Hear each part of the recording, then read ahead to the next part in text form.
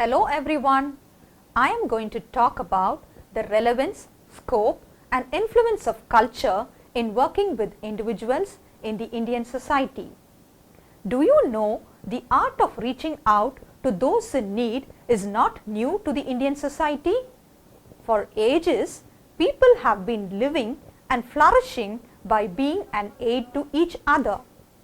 The forms of reaching out may vary, but the concept of helping remained to exist. All forms of ancient literature and scripts stand evidential documents to the existence of systematic and structural methodologies of reaching the poor and the needy. In this session, we will discuss the early roots of rendering help in the Indian society, the relevance and scope of casework in Indian settings, and the various influences of culture in the practice of social casework. You will come to understand social casework practice in the Indian society, the scope and relevance of social casework, and recognize influences of culture on social casework practice. Though social work as a professional helping process evolved from the West, it is not alien to the Indian context. Indian history documents records on the evidence of existence of a systematic process of helping individuals. The art and process of helping has been explicitly depicted in various forms in our society. People have always been motivated and oriented on being empathetic to the needs of others. The concept of attaining elation and pleasure by fulfilling the needs of one's neighbors was widely prevalent in the society. Let us now see the instances of institutionalized forms of help that existed during the ancient society. During the Vedic period, we have the Vedas. The Vedas are a large body of text that originated in the ancient society. These are considered to be texts of divine origin supposed to be revealed by Lord Brahma. There are total of 4 types of Veda: the Rig Veda, Yajur Veda, Sama Veda and the Atharva Veda. The Rig Veda is an ancient Indian sacred collection of Vedic Sanskrit hymns, and it contains several mythological and poetical accounts of the origin of the world, hymns praising the gods and ancient prayers for life and prosperity. The Rig Veda talks about a concept called Dhanam, which was a social philosophy of olden days. Dhanam literally means to share one's belonging to others. The Rig Veda not only advocates the concept of Dhanam but also documents that the riches of one who gives does not diminish, and the solitary eater is a solitary sinner. These guiding principles were followed faithfully and consciously by everyone. The life of people were governed and ruled by these principles. People had the inherent dire need to be dependent and reach out to all fellow human beings. Thus, the need to help those in distress was a way of life for many. Next comes the period during the reign of the kings. This was until the 16th century. Not only did the ancient documents propagate the concept of Dhanam, but the rulers of the land also played a proactive role in promoting this concept. The kings who ruled the land meticulously followed certain principles that guided their rule. We can see that the concept of Dhanam got further boosted in Kautilya's Arthashastra. Arthashastra is an ancient Indian treatise on statecraft, economic policy and military strategy written in Sanskrit. It was authored by Chanakya, who was a scholar at Takshashila and the teacher and guardian of Emperor Chandragupta Maurya, who founded the Mauryan Empire. The Arthashastra documents the need for following this as a righteous duty of the ruler, and many rulers did follow it. The Arthashastra holds the king responsible for the care and protection of the helpless, the weak, the aged, and also members of the family of the deceased soldiers and workers. Also, during King Ashoka's period, the helping process got a facelift by making it more institutionalized with appointments of Gopa. Gopas were in charge of taking care of the well-being and welfare of the people who lived in the region. They maintained records of castes, birth and marriages, and made arrangements to look after people who were deceased. These works remain as documented evidence in the edicts on pillars by King Ashoka. The inscriptions also read as, "I consider the promotion of people's welfare my highest duty." These phrases depict the genuine responsibility held by the kings towards the citizens of the land. Not only did the kings imbibe these principles, but also made adequate arrangements by appointing people and creating programs and policies to carry forward these ideas. Do you know that religion also had its major influence on propagating the process of helping? Let us see how the concept of Dhanam is interpreted in different religions. The evidences for Dhanam are found in all major religions followed in the country. The holy book of the Hindus, the Bhagavad Gita, emphasizes 3 types of Dhanams as most prime of all. They were material or Porul Dhanam, knowledge or Vidya Dhanam, and protection from fear or Abhaya Dhanam. It also records that material and money should not be collected for self but for the cause of the common. Thus, collecting wealth for one's personal use is considered a sin, whereas gathering resources for the cause of the common good is considered noble. The religion of Islam prescribes zakah or alms giving. Christianity also advocates tithe giving as an integral part of religious contribution. Both these religions emphasize the need to contribute a part of their earnings for the well-being and needs of fellow beings. Thus, helping the individual and destitute were based on humanitarian, religious and philanthropic motives. Having known about the rich history of helping one another, let us now move on to learn about the relevance and scope of social casework practice in the Indian society. Casework is practiced in many settings in India, especially those confined to urban areas. Social work agencies which provide casework services to help people in distress are social service departments of hospitals and clinics, family welfare service centers, residential institutions for children and adults, social service departments of schools, child guidance clinics, community centers, correctional institutions and mental health centers. In order to understand the case situations of Indian clients, it is important to also understand the nature of clients who seek help. Most of the casework clientele belong to the lower socio-economic levels and generally bring more than one problem. Many times, the problems facing the clients are multiple, often linked and build on each other, creating a tangle which in turn makes it extremely difficult for the client to identify solutions. The problems are cumulative, thereby disabling the individual's coping capacity. Those who seek professional social work assistance for their problems do so because their normal coping methods prove ineffective when dealing with their problems. There are reasons which decrease an individual's coping capacities and cause their normal coping patterns to be ineffective to face some problems.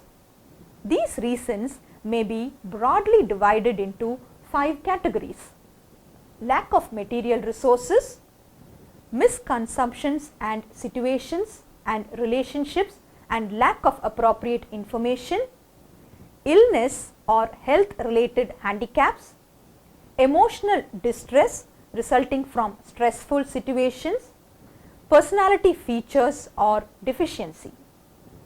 Lack of material resources is often the most common problem and is aggravated by other predicaments. Case workers are often overwhelmed by the prevalence of large-scale poverty among their clientele. Problems of social functioning cause distress to the individuals who come voluntarily or involuntarily to a social work agency for help. What is important to note here is that these individuals are not to be considered as one mass of people or a unit of a category, but as a unique person. Casework method in social work is an indication of the high value placed on the individual by the profession. While working with the economically disadvantaged, what the caseworker can offer is a humane and understanding relationship and advocacy on his behalf to get the necessary materials for the fulfillment of his basic needs. The needs to open up and find better alternatives are found among individuals who are stuck with problems. This has to be capitalized and has to be properly addressed to enable the individual function better. Individuals who find it difficult to cope with the daily demands of life may feel lost and become dysfunctional. The main focus of social casework is to enable the individual to function socially and empower them in the process. Social casework is influenced by various cultural practices.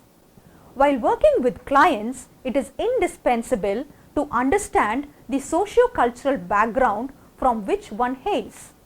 Such factors play a pertinent role in the formation and shaping of an individual and thus influences his feelings, thoughts and actions. The Indian culture is strongly bound by various principles that dawn mankind. The ancient Indian literature stands as documentary evidence for the same. Indian philosophy lies on two important concepts called Dharma and Karma. Now, let us explore these influences on casework practice. Dharma is a key concept with multiple meanings in the Indian religions. There is no single word translation for Dharma in Western languages and does not translate exactly into English, for it has a scope of meaning which is wider than just one word.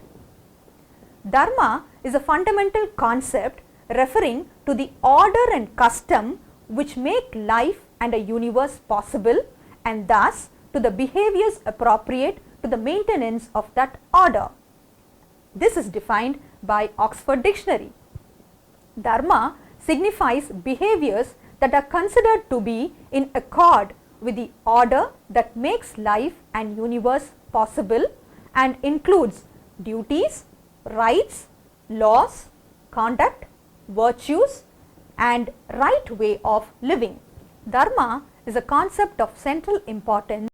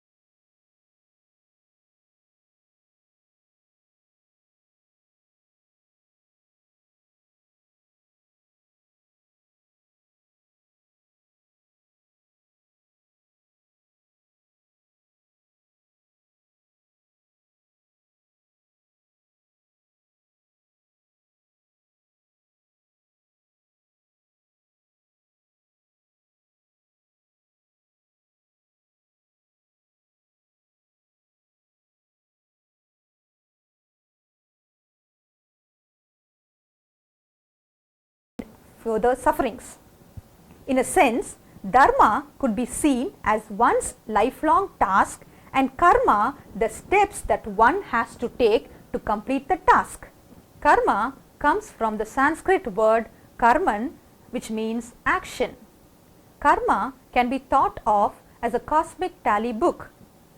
It is a force that determines the quality of each life depending on how well one behaved in a past life. Any event that happens to us is the result of our past karma. Our response to this will result in our future karma. Karma is closely associated with the idea of rebirth or reincarnation. The Hindu Dharma believes in rebirth based on the accumulation of deeds done by an individual. All human actions are either good or bad, and these are believed to be maintained as records in one's birth account. Some people believe that if the good actions outweigh the bad, then they will move to the higher level during the next rebirth, and if bad actions outweigh good ones, then the person will move to a lower level during the next birth. Reincarnation is the belief that the soul repeatedly goes through a cycle of being born into a body, dying, and being reborn again in a new body. Thus, we see that clients coming from such rich heritage of cultural background have a lot of belief patterns and thinking systems.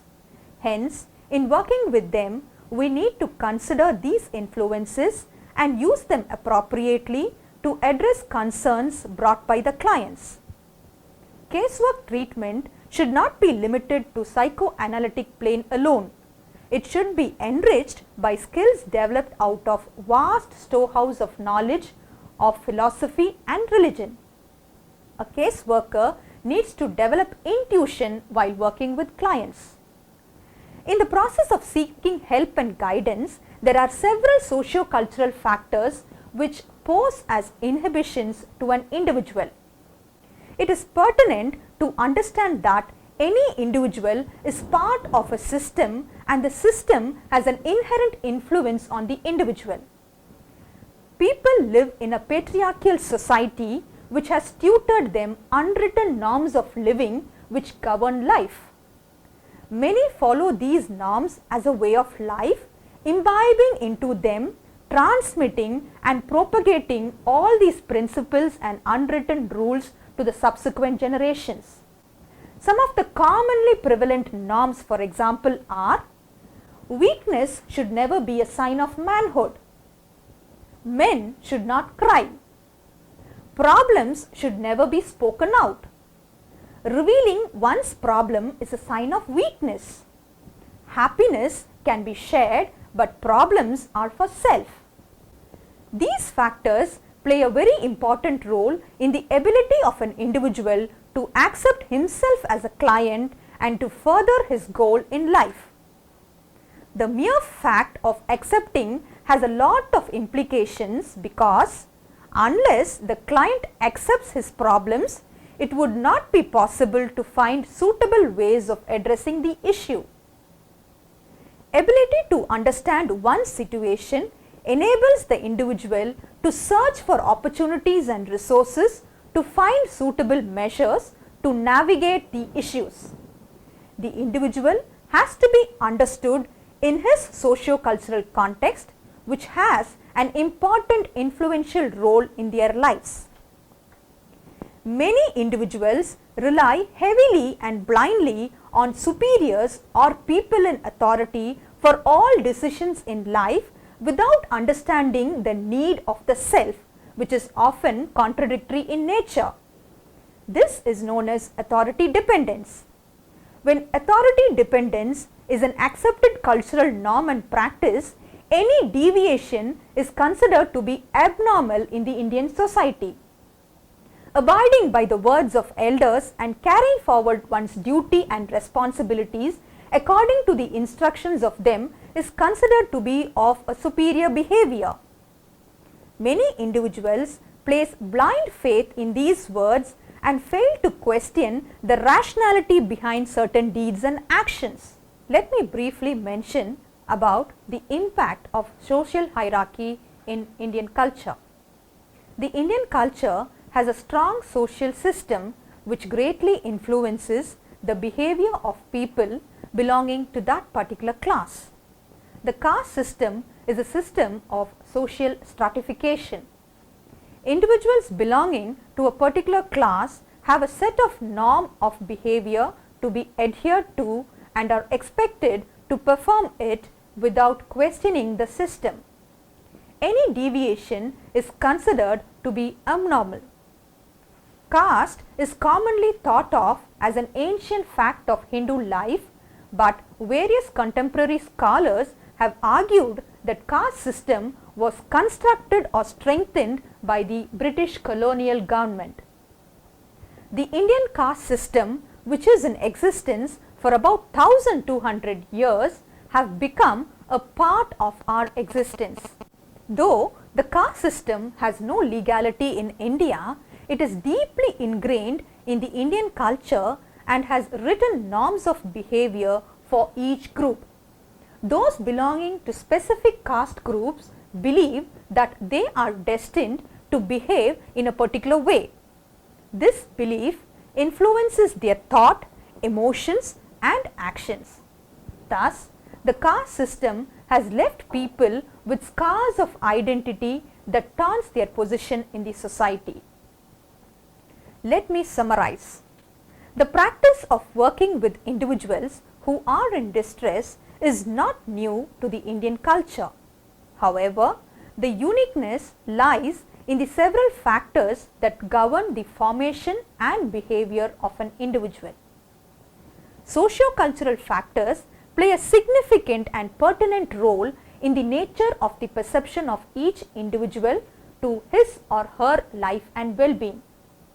The process of casework focuses on understanding an individual in relation to the environment from which he or she hails and enables the client to seek better self-understanding about himself and his environment.